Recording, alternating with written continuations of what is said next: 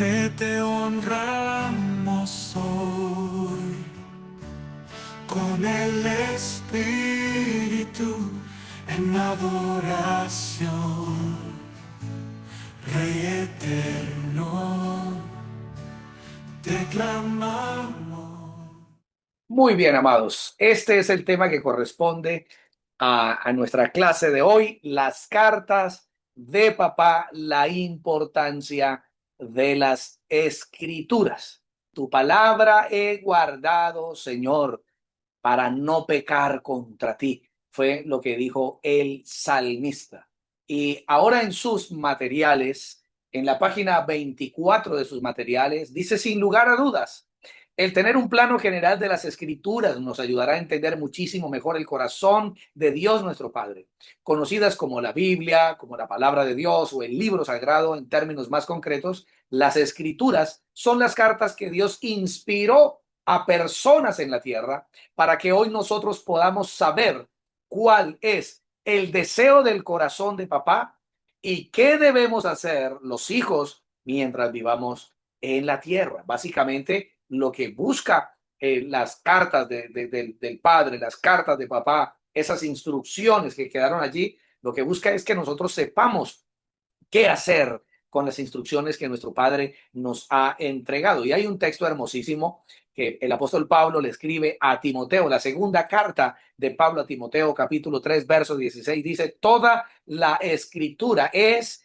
inspirada por Dios y útil para enseñar, es útil para reprender, es útil para corregir y es útil para instruir en la justicia. Fíjense que por lo menos hay algunas cosas interesantísimas que debemos tomar en cuenta sobre la utilidad que nos da la palabra de Dios para nosotros. Y para que continuemos entendiendo de qué se trata esta clase, adelante, mi hermana Estela. Enseñar, reprender, corregir e instruir son muchas de las cosas que las cartas de Dios hacen en nuestras vidas. Sin ellas, cada uno de nosotros estaríamos perdidos, extraviados y confundidos, sin saber hacia dónde ir o qué hacer. Ante los pensamientos de Dios, no hay filosofía humana que pueda direccionar al mundo a tener la vida excelente que Dios nos ha prometido. El texto que leímos anteriormente nos indica que toda la escritura es inspirada por Dios, es decir, que ninguna de las cartas que relacionaremos a continuación fueron fruto del ingenio humano o de la interpretación personal de alguno de sus escritores. Veamos el siguiente pasaje. Muy bien, mi querida hermana. Segunda carta del apóstol Pedro, versículo capítulo 1, verso 20 al 21.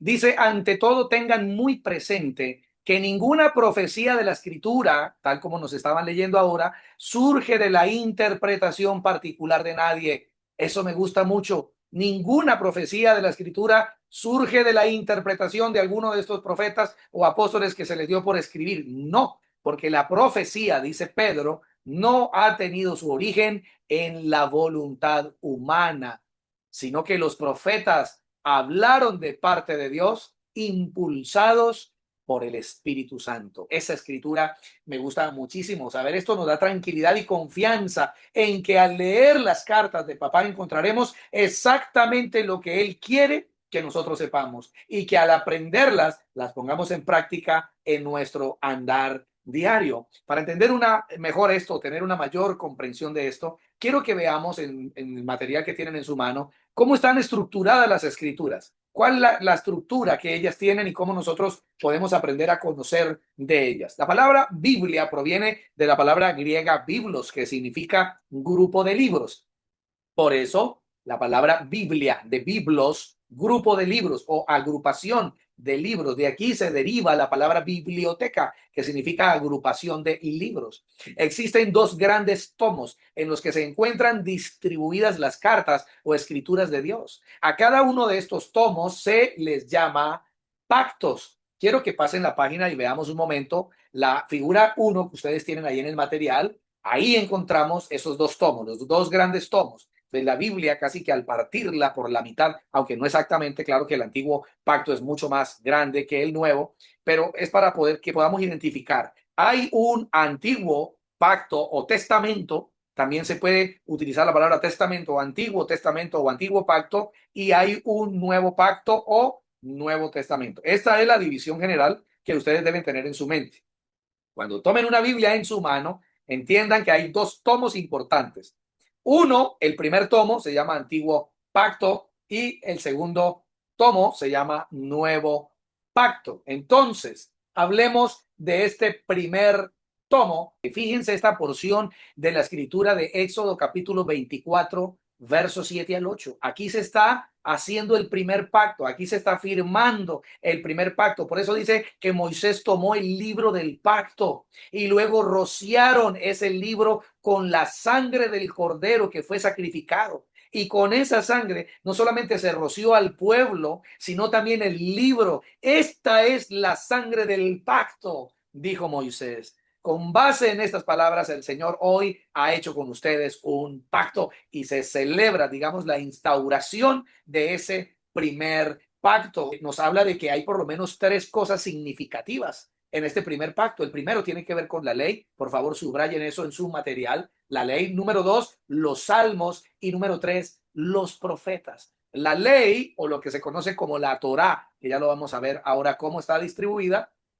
Los salmos, que son la música, las canciones con las que se exalta el nombre del Señor, donde quien predomina en los salmos es el rey David, pero existen muchos otros salmistas que también nos dejaron como herencia sus escritos en lo que se conoce como la salmodia o los salmos, y también aparecen los profetas, de quienes hablaba hace un momento el apóstol Pedro, cuando nos decía que ellos hablaron siendo inspirados por el Espíritu Santo. Y como pueden ver, entonces, este tomo contiene un total de 39 libros, desde Génesis hasta Malaquías. Si en algún momento en una de estas clases yo hago una pregunta, ¿alguien puede recordar cuántos libros hay en el Antiguo Pacto? Sí, dice alguno, tiene 39 libros. Comienza con el primer libro, que es el Génesis, y termina con el último libro, que es Malaquías. ¿Cómo está distribuido? Observen en pantalla, tal como ustedes tienen en su material. Comienza con los primeros 5 libros, a los que se le conoce como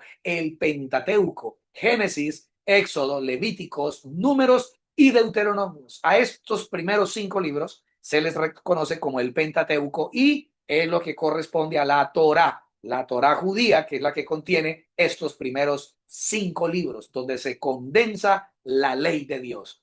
De hecho, en algunas traducciones, digamos, a nuestro idioma, al español, al castellano, que se tomaron desde el griego, no directamente desde el hebreo, sino desde el griego, es muy normal encontrar en los escritos del Nuevo Testamento la palabra ley. Se repite mucho, la ley, la ley, la ley, la ley. Pero en el original hebreo dice la Torá, la Torá, la Torá, porque la Torá es el compendio de estos 5 libros, son conocidos, nuevamente lo repito, como el Pentateuco. Terminado el libro del Deuteronomio, viene el libro de Josué, que fue el sucesor de Moisés. Luego vienen los jueces, sucesores de Josué. Luego aparece el libro de Ruth, 1 y 2 de Samuel, 1 y 2 de Reyes, 1 y 2 de Crónicas, Esdras, Nehemías y Esther.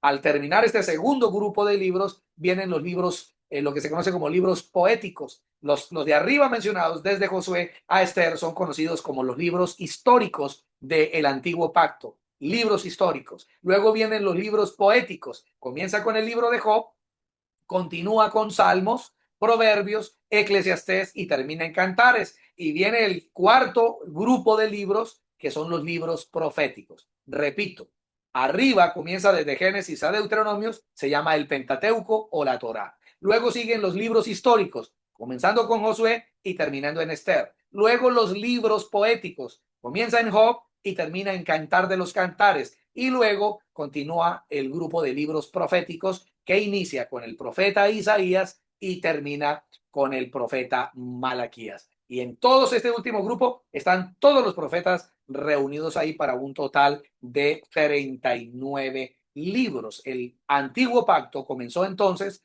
con el sacrificio de un cordero inocente y terminó con la muerte del Cordero de Dios, Jesús, cuando su sangre fue derramada en la cruz del Calvario. Es decir, que cuando se anulaba la vigencia de un antiguo pacto, se daba lugar a uno nuevo. Observemos por lo menos 2 textos de la palabra que nos ratifican esto. Se encuentra en Hebreos capítulo 8, versículo 7. dice efectivamente, si ese primer pacto, ¿cuál primer pacto? El antiguo. Si ese primer pacto, el que se celebró en días de Moisés, hubiera sido perfecto, no habría lugar para un segundo pacto. Y lo repite nuevamente en el verso 13, al llamar nuevo a este pacto, es decir, en el que nos encontramos hoy en día, al llamar nuevo a ese pacto, ha declarado obsoleto al anterior. Y lo que se vuelve obsoleto y envejece ya está por desaparecer. Eso de que envejece, por eso se le llama antiguo pacto, o lo que fue el primer pacto que terminó en el momento en que inició un nuevo pacto a través de la muerte sacrificial de nuestro Señor Jesucristo ahí en el madero, cuando su sangre estaba siendo derramada. Precisamente allí es donde aparece el segundo tomo, o lo que se conoce como el nuevo pacto. Para esta porción de la lectura voy a pedirle a nuestra amada Lady que por favor nos ayude. Adelante. El personaje central en este nuevo pacto es Jesucristo, el Hijo de Dios. El establecimiento de los apóstoles y el avenimiento del Espíritu Santo dieron lugar al nacimiento de la Iglesia como una manifestación visible y tangible del reino de Dios en la tierra, desde entonces y hasta nuestro día. Juan 1:17. Pues la ley fue dada por medio de Moisés, mientras que la gracia y la verdad no ha llegado por medio de Jesucristo. La esencia principal en este nuevo pacto es el establecimiento del reino en la mente y el corazón de cada persona. El objetivo principal es que los hijos puedan reclamar la herencia del Padre, la manifestación de esta herencia en el establecimiento glorioso del reino de Dios en cada rincón del planeta. Veamos algunos pasajes. Muy bien, este primer pasaje se encuentra en Hebreos capítulo 9, versículo 15, donde dice, por eso Cristo es mediador de un nuevo pacto. Cristo es el mediador para que los llamados, es decir, nosotros, los llamados reciban la herencia eterna prometida, ahora que Él ha muerto para liberarlos de los pecados cometidos bajo el primer pacto. Por eso Él es mediador. A nosotros, a todos nos convenía que apareciera un nuevo pacto para que en ese pacto pudiéramos vivir en libertad. Y algo que nos leían hace un momento, que el personaje central en este primer pacto es nuestro amado Señor Jesucristo. El establecimiento de los apóstoles y el advenimiento del Espíritu Santo dieron lugar al nacimiento de la iglesia, o lo que tenemos hoy, lo que es la comunidad de fe, esa comunidad que existe en todos los rincones de la tierra, que hoy exaltamos el nombre del Señor. Entonces, en este primer pacto en el que nosotros hoy caminamos, pues realmente el objetivo principal es que los hijos de Dios podamos reclamar la herencia. Y también nos leían ahora hace un momento que la herencia es entonces una legalidad espiritual para establecer el reino de Dios en la tierra. Veamos otro pasaje más, Hebreos capítulo 8, versículo 6. Pero el servicio sacerdotal que Jesús ha recibido es superior al de ellos, así como el pacto del cual es mediador es superior al antiguo. ¿Qué está diciendo? El pacto en el que hoy estamos, que es el nuevo pacto, es superior al que ya pasó, puesto que se basa en mejores promesas. Si usted puede subrayar su material, subraye eso. Este pacto se basa en mejores promesas. Y hay un texto más que es Hebreos capítulo 8, versículo 10. Por tanto, este es el pacto, dice la palabra, que después de aquellos días estableceré con la casa de Israel, dice el Señor. Pondré mis leyes en su mente y las escribiré en su corazón. Subrayen eso, por favor. Pondré mis leyes en su mente y las escribiré en su corazón. Yo seré su Dios y ellos serán mi pueblo. Si yo pudiera simplificar la diferencia entre el primer pacto y el segundo pacto, entre el antiguo y el nuevo, es que el antiguo, toda la ley de Dios estaba escrita por fuera, pero en el nuevo, la ley de Dios, que es la ley del Espíritu, ahora se ha escrito en nuestra mente y en nuestro corazón. Entonces el primer pacto funcionaba afuera, con una escritura afuera, con unas ceremonias afuera, pero el nuevo pacto en el que estamos es con la palabra, la ley de Dios establecida en nuestro corazón, y hoy es Cristo gobernando en lo profundo de nuestras vidas y extendiendo su reino en nosotros y a través de nosotros. Y por eso podemos declarar, somos el pueblo de Dios cuyo pacto se ha establecido en lo profundo de nuestras vidas. Además de la manifestación de la fuerza apostólica funcionando como un gran equipo encabezado por el Espíritu Santo, pues sobresalen algunos personajes que dejaron una marca en la evangelización mundial y la avanzada del reino de Dios. Por ejemplo, como el apóstol Pablo, a quien se le encargó llevar el evangelio a los gentiles. Entonces, como ustedes también tienen en la gráfica de su material, este tomo contiene un total de 27 libros. El primer tomo habíamos dicho que tenía un total, o tiene un total de 39, pero este contiene 27 libros desde el Evangelio de Mateo hasta el libro del Apocalipsis, organizado de la manera como ustedes están viendo en pantalla. Tenemos los primeros 4 libros que se conocen entonces como el grupo de los evangelios. Mateo, Marcos, Lucas y Juan son los libros que corresponden a los evangelios. Luego viene el libro histórico conocido como Hechos de los Apóstoles. Ahí está la historia de la iglesia. Alguien me preguntaba estos días, si yo quisiera comenzar a leer por primera vez la Biblia, ¿por dónde puedo comenzar? Yo siempre sugiero lo siguiente. Comience a leer el Evangelio de Lucas. ¿Por qué? Porque allí se condensa la historia del Señor Jesús, la historia de nuestro Mesías. De hecho, es el evangelio más completo de los otros 3. Y luego de que lea Lucas, pase inmediatamente a leer el libro histórico conocido como Hechos de los Apóstoles. ¿Por qué? Porque este segundo libro fue escrito también por Lucas. El mismo autor del Evangelio de Lucas es el mismo autor de la historia de los Hechos de los Apóstoles. Así que es como una continuación. Pudiera llamársele Lucas 2, porque es el segundo libro escrito por Lucas, pero esta contiene la historia del nacimiento de la iglesia. Luego de Hechos viene entonces un tercer grupo conocido como las cartas o epístolas. Todas ellas pues corresponden al apóstol Pablo, comenzando con la epístola a los romanos y terminando con la carta a Filemón. Hebreos todavía está en mucha discusión si la escribió el apóstol Pablo o no. Algunos eruditos de la palabra aseguran que la escribió el mismo apóstol Pablo, que es el que escribe el resto de las epístolas, y otro grupo de exégetas bíblicos pues dicen que no. Algunos eruditos dicen que la epístola a los hebreos contiene alguna particularidad que no se asemeja a los escritos del apóstol Pablo. Bueno, sea como sea quien haya escrito la epístola a los hebreos, pues les aseguro que es una epístola sumamente poderosa e importantísima para nuestro crecimiento espiritual. Viene ahora el cuarto grupo de los libros del Nuevo Pacto, conocido como las cartas pastorales o las cartas generales. La primera escrita por Santiago, o también conocido como Jacobo en hebreo, hermano de nuestro Señor Jesucristo. Luego vienen primera y segunda carta del apóstol Pedro, luego vienen primera, segunda y tercera carta del apóstol Juan. Este es el mismo que escribe el Evangelio de Juan. Él escribe 3 epístolas más. Luego viene la carta de Judas, y Judas también hermano de nuestro Señor Jesucristo. No vamos a confundir a Judas, el autor de la epístola, con Judas Iscariote, el que traicionó al Señor. No, este es Judas, hermano de Santiago y hermanos en la carne de nuestro Señor Jesucristo. Y termina con el libro de Apocalipsis. También el autor de este libro, de este último libro, es el apóstol Juan, el mismo autor del Evangelio de Juan, el autor de la primera, segunda y tercera carta de Juan, y es el que también termina escribiendo Apocalipsis cuando se encontraba exiliado en la isla de Patmos. Y ahí entonces termina el segundo tomo, conocido como el Nuevo Pacto. Muy bien, amados.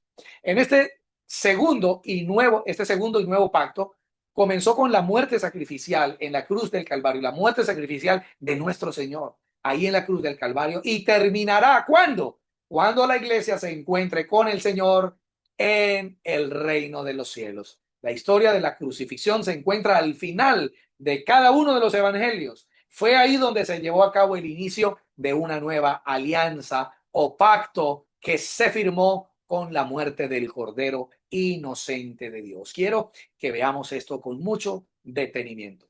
Lucas capítulo 22, versículo 20.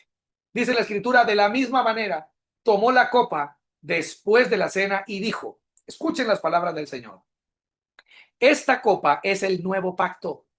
Ojo, esta copa es el nuevo pacto en mi sangre, que es derramada por ustedes. Repito, esta copa es el nuevo pacto en mi sangre. ¿Qué es lo que está diciendo Jesús? Que el nuevo pacto se firmó o se estableció en el momento en que nuestro Señor Jesucristo estaba derramando su sangre en el madero. Allí se firmó el nuevo pacto. ¿Qué es lo que quiero aclarar? Que el nuevo pacto no comenzó con el nacimiento de Jesús. Ojo, así que cuando Jesús comienza a predicar el evangelio, todavía está en vigencia el primer pacto. Todavía está vigente ese primer pacto, el que se firmó en los días de Moisés. Para poder cambiarlo, tenía que derramarse la sangre de un nuevo cordero, así como se derramó la sangre de un cordero en los días de Moisés. Ahora tenía que volver a derramarse nuevamente sangre de un cordero inocente, pero esta vez fue la sangre de nuestro Señor Jesucristo. Por eso Juan Bautista, cuando lo ve acercarse en las aguas del río Jordán, él dice: he aquí el Cordero de Dios que quita el pecado del mundo. Y él ahí reconoció que este era el Cordero del Señor, el último Cordero para sacrificar, que iba a poner, digamos, punto final a la vigencia de un primer pacto y que daba lugar a que iniciara uno nuevo. ¿Cuándo? ¿Cuándo nació? No, cuando entregó su vida en la cruz. Por eso cuando él está sentado a la mesa con sus discípulos y están tomando la cena, él allí levanta la copa.